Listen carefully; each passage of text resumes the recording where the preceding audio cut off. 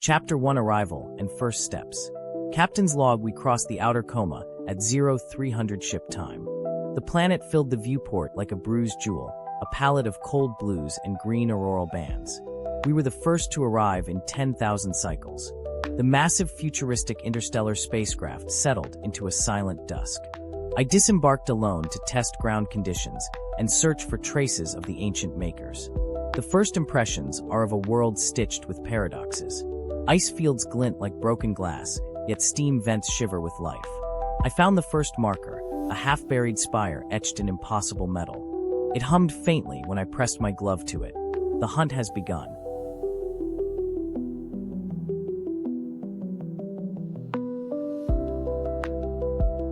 Chapter 2 The Bioluminescent Meadow. Captain's log: I woke to light that breathed. The meadow near the landing site glowed, as if the grass itself held tiny stars.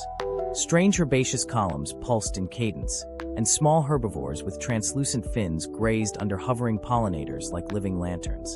The ruins here were smaller, shard-like nodes of glass and metal, arranged in patterns that repeated like a language. I followed one pattern toward a ring of standing plates. An inscription suggested coordinates. My instruments picked up an electromagnetic whisper similar to the spire but older, colder. The planet keeps its secrets well and offers them in riddles.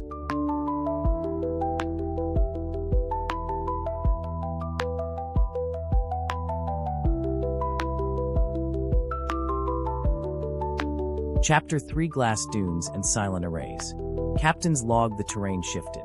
Where the meadow ended, a plain of sun-fused glass rose like a desert of mirrors.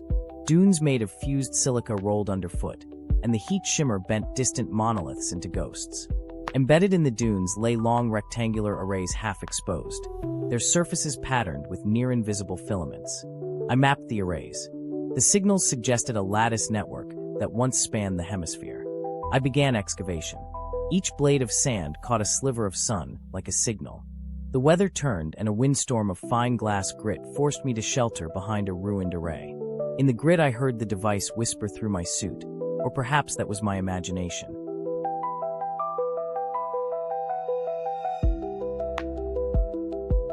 Chapter for the Jungle of Hanging Spires. Captain's log: the jungle arrived like an organ. Leaves were vast membranes of iridescent tissue, trunks braided with filaments like cables, and huge fungi towered like towers. The ruins here were vertical, spires and bridges woven through the canopy. At river level, I retrieved fragments of plated circuitry fused to liana-like roots. The fauna was curious and unthreatening at first, a chorus of clicking and bell tones. At night, phosphorescent strings lit the canopy, and the ruins became ghost cities. I moved up a suspended walkway of ancient alloy and found a collapsed chamber containing a schematic that hinted the device was an integrator of planetary fields. If true, the device could still hold active functions. Chapter 5 Ice Canyons and Frozen Mechanisms. Captain's log: from heat to cold in a single march. The path narrowed into a canyon carved of blue ice. Wind tunneled through and sang. Embedded within the canyon walls were panels of alloy and glass like ribs of a sleeping machine.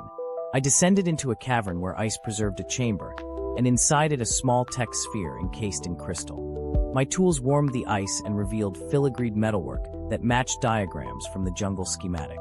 The sphere responded with a soft chiming. For the first time I felt the device was more than inert metal. The planet remembered the hands that made it.